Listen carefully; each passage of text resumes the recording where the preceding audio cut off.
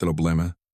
The rain fell in sheets, a gray curtain blurring the world into a watercolor, wash of streetlights and steel.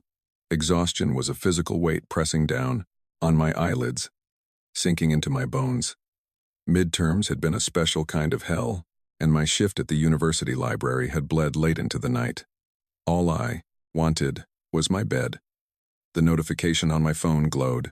Your ride is arriving. I peered through the downpour, spotting the sleek black sedan pulling up to the curb, its headlights cutting through the gloom.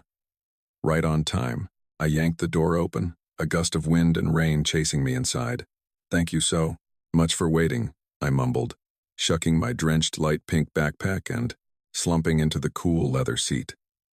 The interior was silent, immaculate, smelling faintly of cedar and expensive clean air.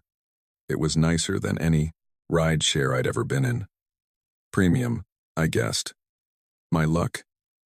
I leaned my head against the cool glass of the window, the city's light smearing into long, hypnotic trails. My eyes fluttered shut just for a second. A subtle shift in the car's motion pulled me from the shallow depths of sleep. We weren't moving anymore. My eyes cracked open, heavy and slow. We were parked in an underground garage, the kind of polished concrete and stark lighting reserved for buildings I only ever walked past. Panic, cold and sharp, jolted through me. This wasn't my student apartment building. I sat bolt upright, my heart hammering against my ribs. And that's when I saw him. He was in the seat right beside me, a place that should have been empty. He hadn't been there when I got in. Or had he? My memory was a rain-soaked blur. He was stillness personified, a man carved from shadow and discipline. He wore a Tom Ford suit, the charcoal wool so perfectly tailored it seemed less like clothing and more like a second skin. His hands rested on his knee, one over the Burkund, other. They were elegant, long-fingered, but carried an unmistakable sense of capability, of strength, held in absolute reserve. A Patek Philippe watch gleamed at his wrist, a quiet statement of wealth that screamed louder than any logo. He was looking straight ahead at the concrete wall, but I knew with a primal certainty that raised the hairs on my arms that he was aware of my every breath. Where are we? My voice was a shaky whisper. He turned his head slowly, and his eyes found mine. They were dark, so dark they seemed to swallow the light, and held a chilling lack of emotion. They weren't cruel. They were worse. They were analytical, assessing me like a problem to be seville, an asset to be catalogued. A change of plans, he said. His voice was a low baritone, smooth and measured, with no trace of surprise or annoyance. It was the voice of a man who is never surprised, who bent the world to his will and called it a plan. This is a mistake, I said, my voice gaining a thin thread of strength. I think I got into the wrong car. I'm so sorry. Your ride was canceled, he stated, not as a guess, but as a fact. I had my driver take its place. The cold dread in my stomach solidified into a block of ice. This wasn't an accident. This was deliberate. I fumbled for the door handle. It didn't move. Locked. I tried the other side. Nothing. The windows were seamless black glass from the outside. A cage.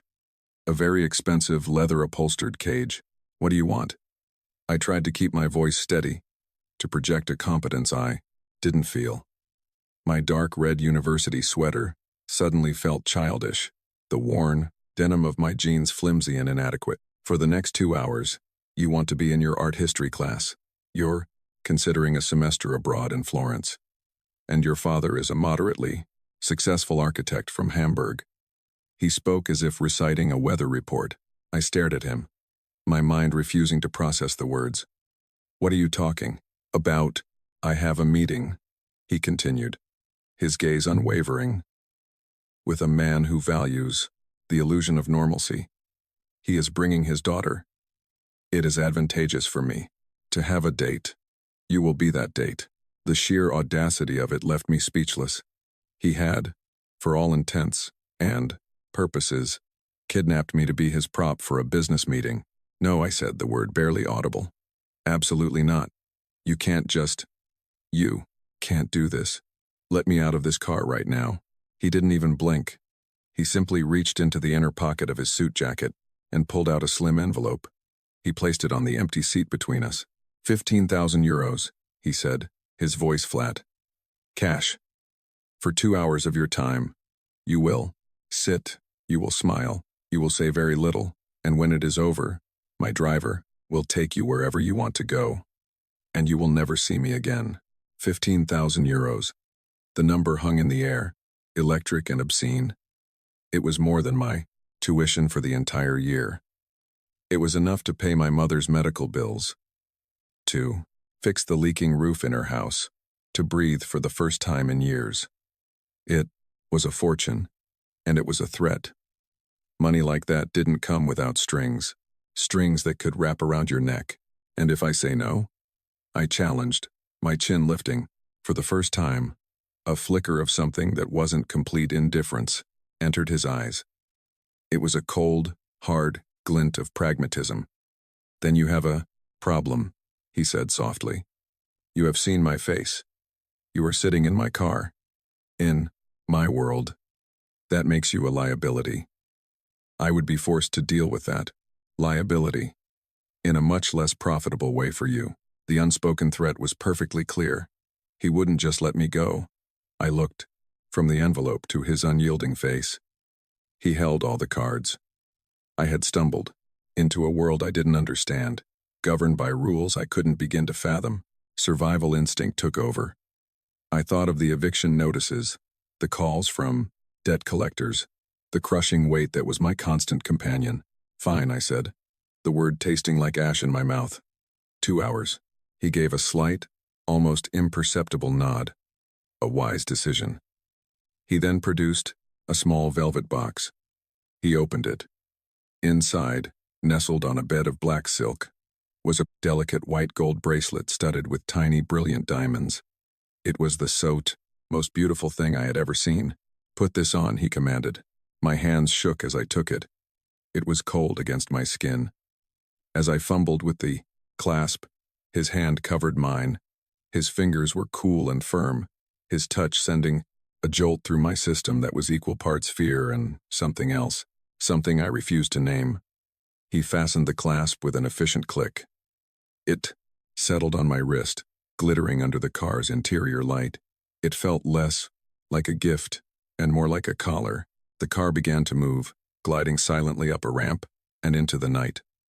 We pulled up to the valet of a restaurant so exclusive I didn't even know it existed. It was all glass and dark wood, with men in sharp suits standing guard at the door. The valet opened my door, his face a mask of professional deference. The man beside me, my captor, my employer, looked at me one last time. My name is Viktor Vogel, and your name, he said, his eyes locking onto mine, is whatever I tell you it is. He got out of the car, his movements fluid and economical.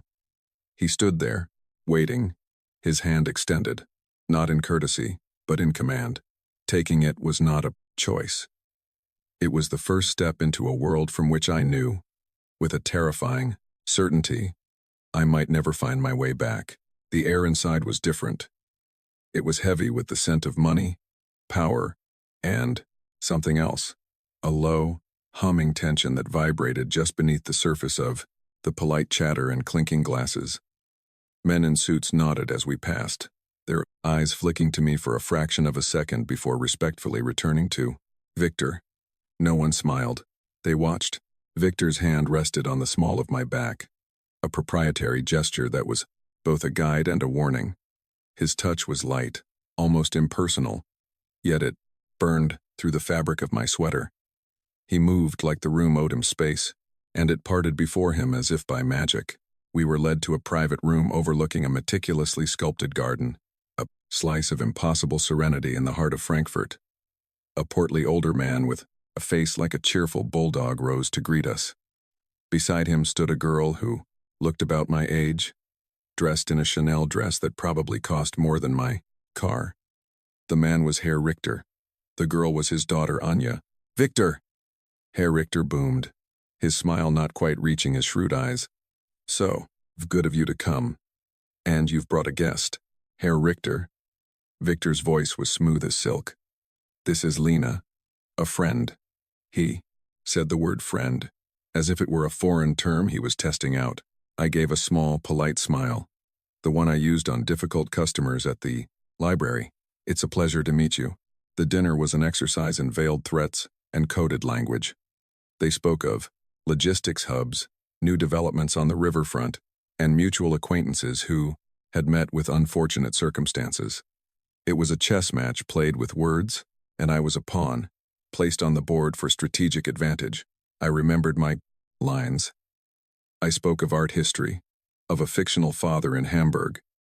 Anja, the daughter, looked at me with a mixture of boredom and disdain, occasionally asking a pointed question about my university or my family that Victor would deftly deflect. The conversation turned to family. A man must be able to protect his own, Herr Richter said, swirling the wine in his glass. Blood is the only thing that matters. Some learn this lesson too late. A tragedy. What happened to the old chairman's girl? Hannah, wasn't it? The name dropped into the conversation like a stone in a silent pond. For the termer, first time all night, Victor's composure fractured. It was a micro-expression, a tightening around his eyes, a flicker of something raw and unguarded that was gone as quickly as it appeared. But I saw it. It was pain, a deep, cavernous wound that his tailored suit and cold demeanor couldn't entirely conceal. He didn't respond, simply took a slow, deliberate sip of water, his knuckles white where he gripped the glass. He had failed to protect a woman named Hannah. That was his vulnerability. That was the crack in the marble. The rest of the dinner passed in a blur of tension. The deal, whatever it was, soured. Voices remained low, but the polite facade crumbled, revealing the predatory steel beneath. When we finally left, the air was thick with unspoken animosity as we stepped out into the damp night air. Stay close, he murmured, his voice a low growl. We didn't wait for the valet. His driver was already there, the black sedan, idling at the curb, its engine a quiet, powerful thrum. We had barely pulled away when I saw it in the rearview mirror, a pair of headlights following too closely, too consistently. We have company, the driver said, his voice as calm as his employer's. Victor didn't even look back. He just stared straight ahead. Lose them. The car surged forward, a beast unleashed. The city became a high-speed labyrinth of slick streets and neon lights. I gripped the leather seat, my knuckles white, my heart a frantic bird beating against my ribs. Another black car appeared, boxing us in. This wasn't a random chase. It was an ambush. Victor was utterly calm, a pocket of stillness in the chaos. He gave quiet, precise orders to his driver, navigating the chase with the detached focus of a surgeon. A sickening crunch of metal on metal sent me lurching forward. The crunch of other car had slammed into our side. Victor's arm shot out, a steel bar across my chest, pinning me to the seat and shielding me from the impact. His body was a solid wall between me and the window. For a terrifying second, my face was pressed against the fine wool of his suit, the scent of cedar and smoke and something uniquely him filling my senses. It was the most intimate contact we had, born not of affection, but of imminent violence. The driver performed a maneuver that defied physics, a controlled spin that threw our pursuers off balance. Tires screamed. We shot down a narrow alleyway, the walls a claustrophobic blur, and emerged onto a quiet, deserted street. We drove for another 10 minutes in absolute silence, before pulling into the garage of a nondescript residential building. The driver killed the engine. The only flare sound was my own ragged breathing. You can't go home, Victor said, breaking the silence. His arm was still protectively braced in front of me. He didn't seem to notice. They saw your face. They will assume you are important to me. Important? I laughed, a sharp, hysterical sound. I'm a stranger you pulled off the street. They don't know that, he said, finally retracting his arm. The space where it had been felt suddenly cold. To them, you are now a weakness, a lever to be used against me.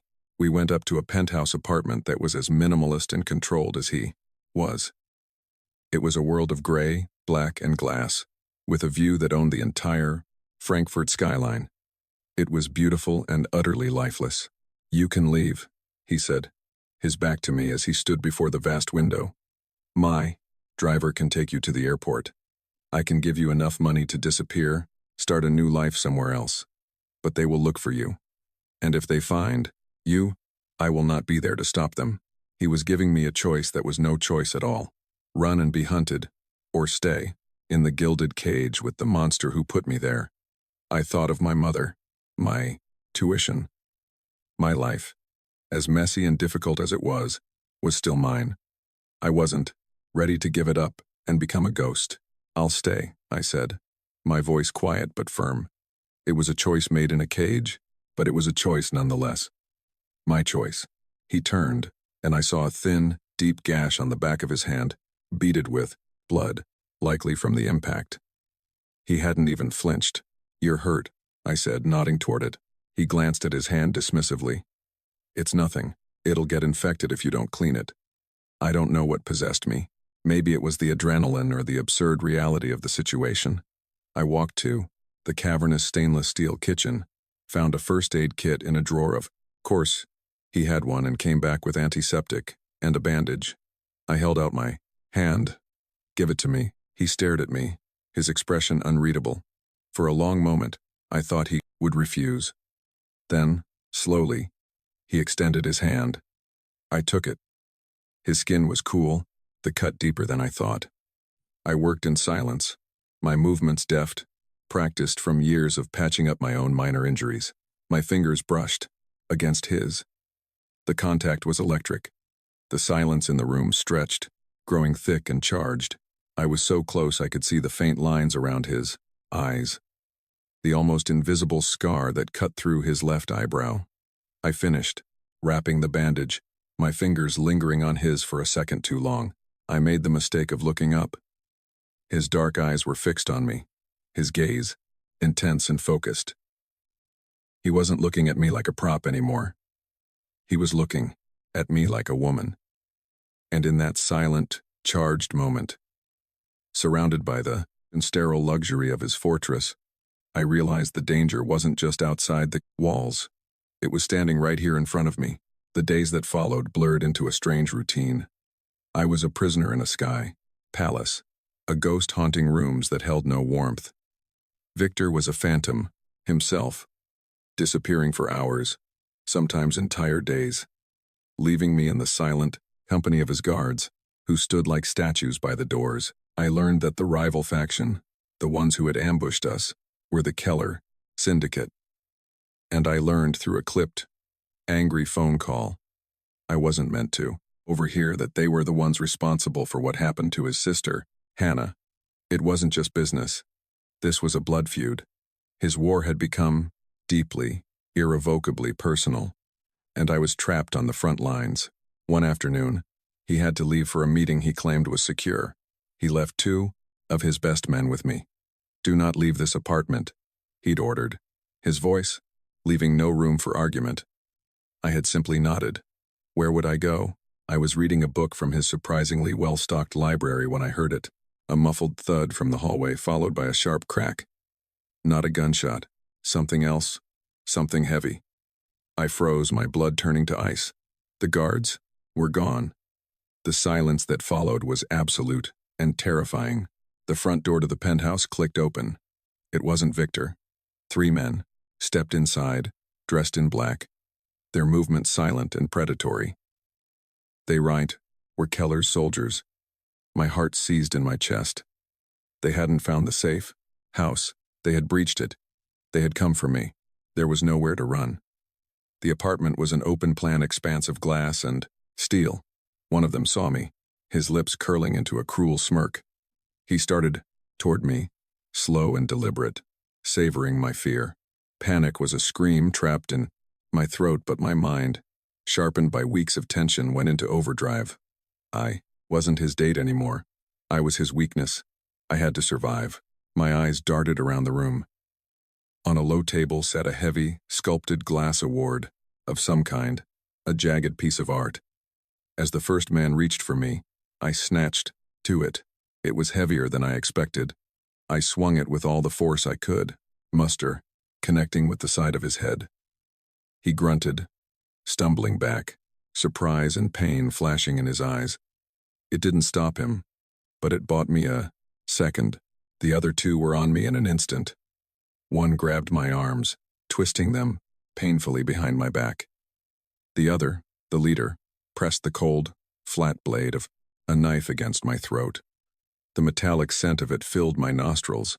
"The boss is going to be very happy," he hissed in my ear. "Viktor Vogel is about to learn what happens when you take things that don't belong to you." Just then, the private elevator chimed. The door slid open. Viktor stood there, his suit immaculate, a briefcase in his hand. He took in the scene in a single, sweeping glance, his dead guards in the hall, the men holding me, the knife at my throat. His face became a mask of cold, lethal fury. It was the most terrifying expression I had ever seen. He dropped the briefcase. It clattered on the marble floor.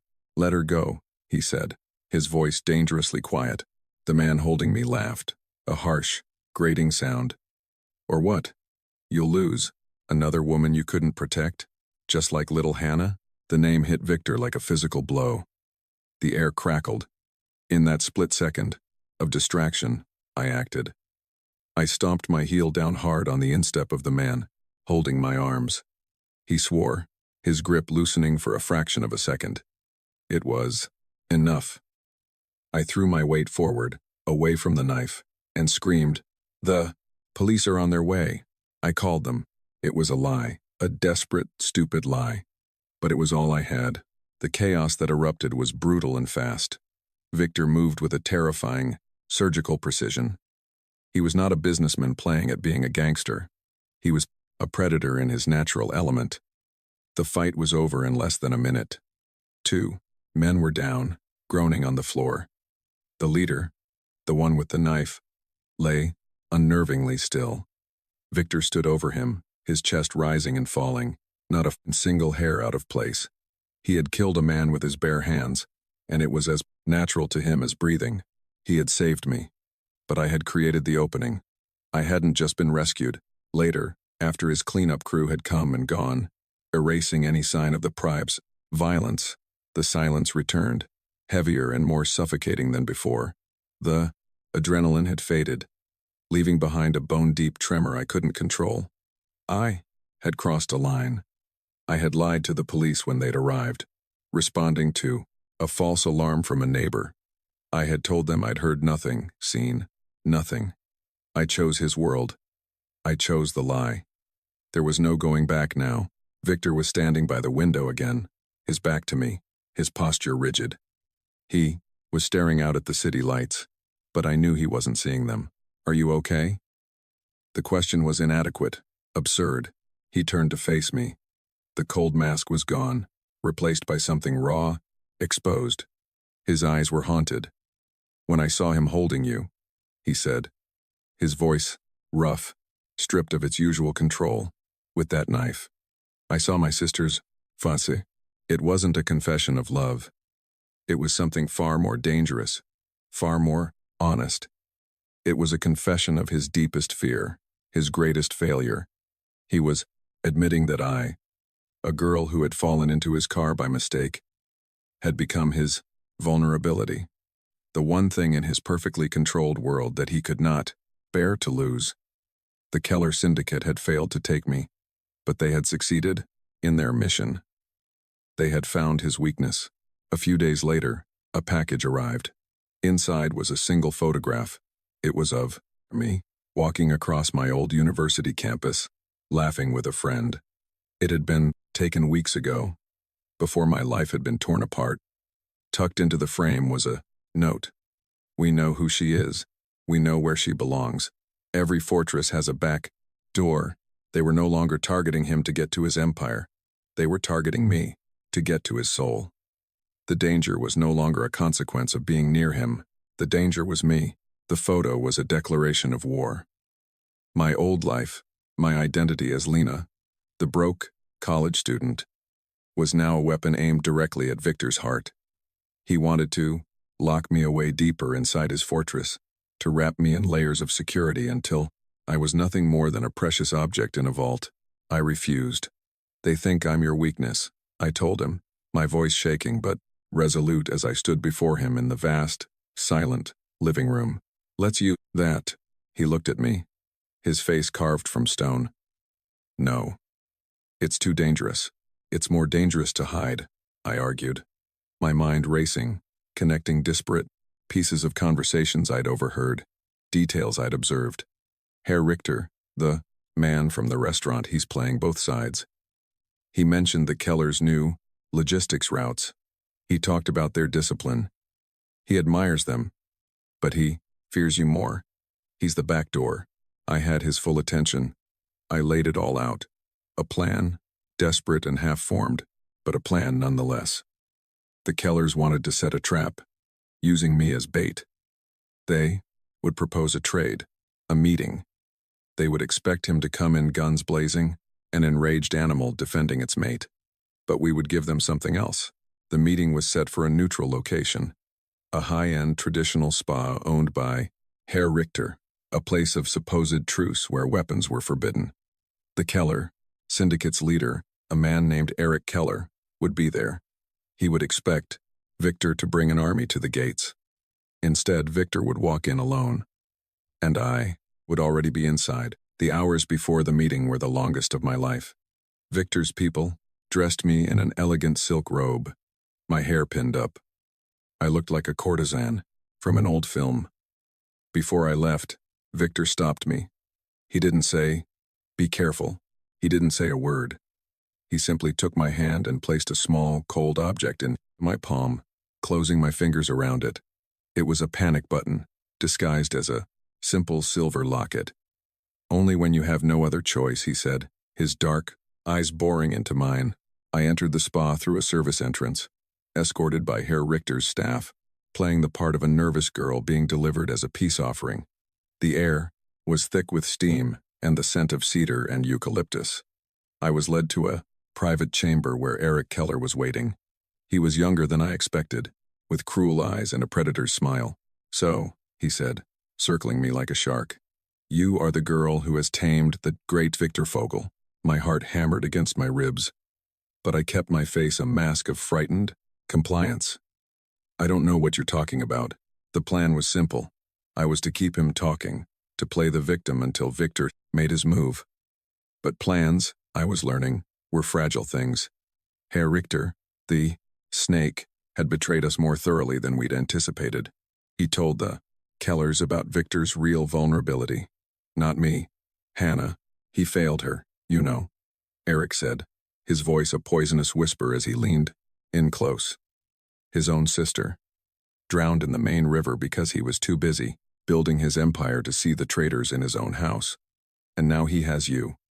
A replacement. A cheap copy." His words were meant to be a blade, but he made a mistake. He'd brought a ghost into the room, and in doing so, he'd given me my strength. I was not a replacement. I was the one who was still breathing. At that moment, a commotion erupted outside. Viktor had arrived, but instead of walking in alone, he had sent a diversion, a team creating a disturbance at their front, drawing the bulk of Keller's men away. It was a feint. The real attack was coming from somewhere else. Eric grabbed my arm, his fingers digging into my flesh like talons. "Change of plans, little girl." He started dragging me toward a back exit. This was it. The moment everything went wrong. Viktor's plan was unraveling. I had to act. I didn't press the button. That was the last resort. Instead, I did the one thing they wouldn't expect. I sagged against him, my body going limp, and let out a sob. "Please," I cried, looking up at him with wide, terrified eyes. "Don't let him hurt me. My father is an architect. He's from Hamburg. He'll give you anything you want." I was reciting the lines Viktor had given me on that first night. The flimsy details of a life that wasn't mine. It was a non sequitur, the babbling of a duck, terrified girl. But it was a code. Eric sneered. Your father can't help you now. But the guard behind him, one of Herr Richter's men who had been watching, silently, stiffened. His eyes met mine. He was Viktor's man, placed on the inside. My nonsensical words were the signal. The trap is sprung. Act now. The guard moved. He wasn't trying to take on all of Keller's men. He just created an opening. He lunged for Eric. And in that moment of chaos, I wrenched my arm free. I didn't run. I reached down and pulled the fire alarm on the wall. The entire spa erupted into a cacophony of bells and flashing lights. Steam hissed from vents in the ceiling, filling the room with a thick, blinding fog. It was the final piece of my plan, the one I had insisted on. Chaos was the great equalizer. Through the mist I saw Viktor. He emerged from a side door like a wraith, moving through the fog and confusion with lethal grace. The fight was swift, brutal, and decisive. When the steam cleared, the Keller syndicate was broken. Eric was on his knees, Viktor standing over him. It was finished. We drove away from the spa in silence. The city lights a glittering witness to the night's violence. The cost had been high. Viktor's inside man, the one who had answered my signal, had not survived. A debt of blood had been paid. We returned to the penthouse. The silence stretched between us, filled with everything that had happened. I walked to the floor-to-ceiling window, looking out over the empire he ruled. My old life, the girl with the pink backpack and the worn-out jeans, felt like a story I'd read about someone else. She was gone, forever. Viktor came to stand beside me. He looked at me, and for the first time there were no more masks, no more walls, just the man and the deep, aching wound he carried. You should have run, he said, his voice low and rough. A long time ago, I met his gaze, my own reflection mirrored in his dark eyes. You never gave me the chance.